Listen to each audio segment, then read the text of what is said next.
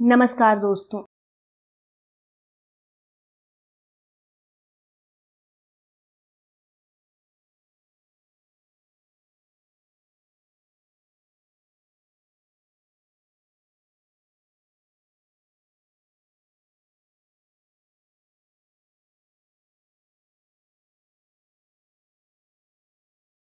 नमस्कार दोस्तों, जैसा कि आपको पता ही है कि किसान और आड़ती सरकार द्वारा लाए गए 3 अध्यादेश से खुश नहीं हैं। किसान सभा और भारतीय किसान यूनियन ने सरकार के तीनों अध्यादेश के खिलाफ मोर्चा खोल दिया है। 9 अगस्त 2020 रविवार को सेक्टर 10 हुड्डा पार्क में हुए सत्याग्रह आंदोलन के मौके पर हरियाणा की किसान सभा ने भी हिस्सा लिया। यहाँ प्रधान प्रताप सिंह जी ने भारत बचाओ आंदोलन का समर्थन करते हुए किसानों पर आई आपदा के बारे में बात की। हम जो मंडियों में गांवों में गए हैं वो सिर्फ किसान और मंडी की लड़ाई नहीं है, ये सब जनता की लड़ाई है जिसके लिए हम गांव-गांव में और शहर-शहर में फिरे हैं। ये हमारी किसान सभा की ये जो सब आज इकट्ठे हुए हैं, ठीक है, आप सीटू के आशा वर्कर, मिड डे मील जो दूसरे कर्मचारी हैं वो आंदोलन में हैं। हम उन आंदोलनों का पहले भी समर्थन करते आई है किसान सभा और आगे भी समर्थन करते रहेंगे। ये हमारी वजह है किसान सभा की कि दूसरे किसान संगठन चाहे वो किसी रूप में हो, मैं उधर नहीं जाता, उन्होंने भी आपका समर्थन देना शुरू किया है। ये किसान सभा की पहलकदमी है, उनको समझाया कि ये सब लोग एक लूट के शिकार हैं, इसमें सबको इकट्ठा होना चाहिए। तो आपका हम समर्थन करते हैं। तो इसलिए मैं ज्यादा ना कहता हूँ, मैं 3 जनादेश जो दिए हैं, जनादेश ऑर्डिनेंस किए हैं सरकार ने, उससे संबंधित 2 बातें करूंगा। पहला जो बात ये है, इन्होंने सबसे पहले हमारे संविधान को कुचला है। संविधान ये इजाजत देता है कि पार्लियामेंट में जाओ, संविधान इजाजत देता है कि लोगों से पूछ के उनका संविधान का जो बात करनी है करो, लेकिन इन्होंने कोई परवाह नहीं करी। ये पार्लियामेंट सिस्टम को तबाह करना चाहते हैं और ऐसा राज लाना चाहते हैं जिसमें राष्ट्रपति के पास सब अधिकार हो। उन्होंने पहले कई उदाहरण दे दिए हैं, आप लोगों को समझ होगी, समझदार लोगों को। हमें समझ थी, हम सब इन बातों के लिए पहले से लड़ाइयां लड़के कहते आए थे कि सुचेत हो जाओ, देश बचाओ। देश बचाने के साथ हम संविधान बचाओ का साथ में नारा जोड़ा है।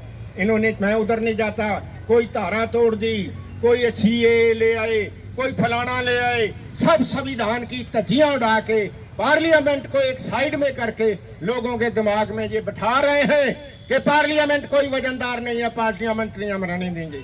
ये आस्ता आस्ता ये मीडिया, ये जो सरकार है गोदी सरकार, ये मोदी सरकार जो है, तुम्हारा दिमाग बदल रही है मीडिया की वजह से कि पार्लियामेंट सिस्टम गलत है, तानाशाही चाहिए, धर्मनिरपेक्ष गलत है, प्यार गलत है, विवेक गलत है, दलील गलत है, अकल गलत है, धर्म ऊपर है, अध्यात्म ऊपर है, विज्ञान गलत है। इधर की तरफ आपका दिमाग मोड़ा जा रहा है। मैं इसलिए कह रहा हूं कि संविधान की तजियां उड़ा के इन्होंने 3 ऑर्डिनेंस पेश किए। पहला ऑर्डिनेंस का नाम क्या दिया, बड़ा अच्छा लगेगा कईयों को, कई कर्मचारी भी सोचते होंगे बड़ा अच्छा है, कई किसान भी सोचते होंगे बड़ा अच्छा है। 1 नेशन 1 ट्रेड नाम ये कह के नीचे क्या किया, farmer consume and trade act, trade जोड़ दिया उसके साथ।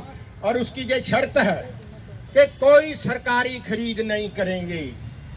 अगर कोई सरकारी खरीद ना हुई, तुम लोगों को कहां से अनाज मिलेगा सस्ता? कर्मचारी मंडी में जाता है, आढ़ती को कहता अनाज दो, सरकारी भाव के हिसाब से आपको 10-20 क्विंटल अनाज दे देता। हमारा डिपू है, डिपू के ऊपर माल आता है, सस्ता आता है, अनाज आता है, इसलिए कि सरकार ने खरीद करी। एक तो ये सरकारी खरीद खत्म कर रहे हैं। हमने किसान सभा ने 1970 से लेकर लड़ाई लड़ी थी कि सरकारी खरीद होनी चाहिए। वो सरकारी खरीद हमने कैंप कराई और सरकारी खरीद चालू है। इसके साथ स्टेटों को कह दिया है तुम बोनस नहीं दे सकते, मिनिमम सपोर्ट प्राइस नहीं दे सकते। और ये इनके क्या कहते हैं, बीजेपी के किसान संघ वर्गे, उधर पंजाब के अकाली ये क्या कहते हैं, ये झूठ बोलते हैं संगठन जो लड़ाई लड़ते हैं, ये बात नहीं है। हम मिनिमम सपोर्ट प्राइस देंगे। अरे मक्के का आपको पता होगा, यहाँ किसान का मक्का 1850 रुपए उसका रेट था। और बिका 700 रुपए क्विंटल, 1000 रुपए से भी ज्यादा एक क्विंटल के पीछे मुनाफा कमा लिया। क्या करेगी सरकारी खरीद जब सरकार खरीदेगी नहीं। लेकिन ये भी झूठ बोल रहे हैं, ये मिनिमम सपोर्ट प्राइस भी खत्म कर देंगे। इन्होंने बिहार में कर दी है काफी देर से पहले। एक तो ये ऑर्डिनेंस है, हम कहते हैं इसको वापस लो।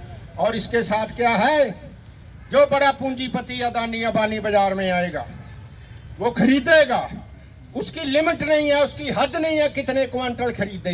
हद थी पहले 10-15 हजार खरीदने की क्विंटल, अब इतनी हद बड़ी होगी है कि वो कई लाखों टन खरीद ले, कोई मतलब नहीं उसको टोकने का। और कोई अदालत में नहीं जा सकेगा किसान, कोई तुम्हारे जैसा कोई अनाज में कोई कपड़ेबाजी है, कोई अदालत में उसका केस नहीं चलेगा। अदालत से बरी है, टैक्स से बरी है, जीएसटी से बरी है। मार्केट बोर्ड तोड़ देंगे, मार्केट कमेटी तोड़ देंगे। ये बहुत देश के लिए कितना बड़ा अंधेर आ जाएगा जनता के ऊपर के ये बहुत बड़ा ऑर्डिनेंस है जिसको हम कहते हैं वापस लो। दूसरा, एसेंशियल कमोडिटी एक्ट, उसके तहत क्या है कि डिपुओं के ऊपर माल देना सब्सिडी बंद कराओ। WTO वर्ल्ड ट्रेड ऑर्गेनाइजेशन, विश्व व्यापार संगठन की शर्त मान के आए हैं, उसके तहत सब्सिडियां तोड़ेंगे। ये दूसरा है। तीसरा, किसी भी गांव में जाके, किसी भी इलाके में जाके जहां गए उंगल धरेंगे कि ये इस गांव में मैंने जमीन खरीदनी है, अदानी अंबानी कोई और बिरला टाटा, तो वहां सरकार को जमीन देनी होगी, गांव को जमीन देनी होगी। कोई शिकायत नहीं, कोई कोर्ट में नहीं, इवन राज्य सरकार के पास भी कोई अधिकार नहीं है कि वो भी कहीं जा सके। तो ये जो 3 आदेश हैं, इसमें ताकत सिर्फ एक झूठ की है कि एसडीएम के पास शिकायत करने जा सकते हैं। अरे एसडीएम किसका होता है? ये तो केंद्र का होता है। ये तो मर्जी जो कह दे, लेकिन जो केंद्र कहेगी वही ये कहेगा। इसलिए कोई जगह नहीं है किसान को और मजदूर को बचने की।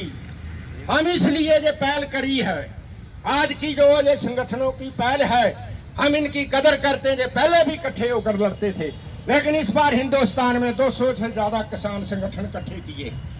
उसका नाम किसान कोऑर्डिनेशन संघर्ष समिति रख के हमने कहा आओ, कोई छुटकल पुटकल जो फिरते हैं, कोई सरकार के हैं कोई कहीं के हैं, आओ इकट्ठे होकर इस लड़ाई को लड़े, देश बचाएं। तो वो इकट्ठे करके लड़े हैं। आज की जो अगुवाई है सारे हिंदुस्तान में, ये किसान सभा की अगुवाई है जो 1936 में बनी थी और देश की आजादी के लिए लड़ी। उसके बाद आपकी लड़ाइयाँ भी लड़ती है, ये देशभक्तों की बनाई हुई है, आज की नहीं है। तो इसलिए मैं ज़्यादा ना टाइम लेता हुआ मैं कहता हूँ कि आज ये लड़ाई आगे बढ़ेगी। धर्म से ऊपर उठो, जात पात से ऊपर उठो। आप एक इंसान हैं, अगर किसी महकमे में काम करते हैं तो इंसानियत के तौर पर काम करते हैं, अगर खेत में काम करते हैं तो इंसानियत है। कोई हिंदू को ज्यादा नहीं मिल रहा है, वैसे तो हिंदू के लिए बहुत खिलाफ है, हिंदू का भी विरोधी है ये हिंदू राष्ट्र, ये समझने की बात है। लेकिन किसी का ये नहीं कहा कि मक्की है 1850, भाई RSS वाले तेरा मैं 1850 की खरीद लूंगा और ये 700 की दूसरे की लूंगा, नहीं, ये सब लोगों के ऊपर तलवार है। इसलिए संविधान बचाएं, अमन बचाएं, देश बचाएं, नौजवान बचाएं। नौजवान बचा अपना पीढ़ी जो आगे है वो खतरे में है। इसलिए आज कोई इलाज नहीं है सिवाय संघर्ष के। संघर्ष में आना पड़ेगा, नहीं आओगे पछताओगे। वो बुजुर्गों का किया हुआ बलिदान मिट्टी में मत रलाना, आगे की लड़ाई के लिए तैयार रहो। हमें हमारे पोतरे गाली ना दें। इसलिए मैं इन्हीं शब्दों के साथ आपको मुगार देता हूं कि संघर्ष के बगैर हिंदुस्तान का और दुनिया में भी कोई इलाज नहीं है। ये कोरोना है, फलाना है, पाकिस्तान है, इधर ध्यान कन्वर्ट कर रहे हैं। असल लड़ाई के ऊपर आओ। मैं इन्हीं शब्दों के साथ आपका धन्यवाद और आपके आंदोलन को समर्थन करता हूं। जो भी संघर्ष, चाहे वो रोडवेज है, चाहे वर्कर है, चाहे स्टीम वर्कर हैं, सबके आंदोलनों का साथ देते हैं। धन्यवाद। इनकलाब जिंदाबाद। जय सभी, जय जवान, जय संविधान, जय किसान।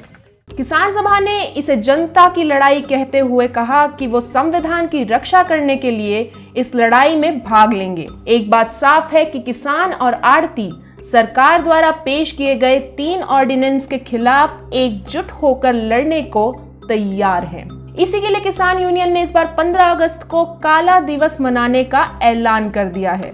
ऐसे में भाजपा के नेता डॉक्टर पवन सैनी का कहना है कि स्वतंत्रता दिवस पर काला दिवस मनाने की बातें कहकर शहीदों, माताओं और बहनों का अपमान का विचार है। इसी के साथ पूर्व विधायक डॉक्टर पवन सैनी ने ये भी कहा कि तीनों अध्यादेश किसानों और आड़तियों के हक में हैं। उनका मानना है कि विपक्ष के लोग किसानों को बहकाने का काम कर रहे हैं। तो सरकार का कहना है कि अध्यादेश किसानों के हक में है और किसानों की माने तो इससे सिर्फ उन्हें नुकसान होगा और फसल लेकर दर दर भटकने पर मजबूर हो जाएंगे। इस स्थिति का निवारण करने के लिए प्रदेश अध्यक्ष रतन मान का कहना है कि सीएम खट्टर को स्थिति स्पष्ट करने के लिए 15 अगस्त को एक सांझी बैठक बुलानी चाहिए। इस बैठक में प्रदेश के सभी किसान संगठन, कृषि विशेषज्ञ और विपक्षी दलों को बुलाना चाहिए और एक विशेष चर्चा करवानी चाहिए। चर्चा से सभी भ्रम दूर हो जाएंगे।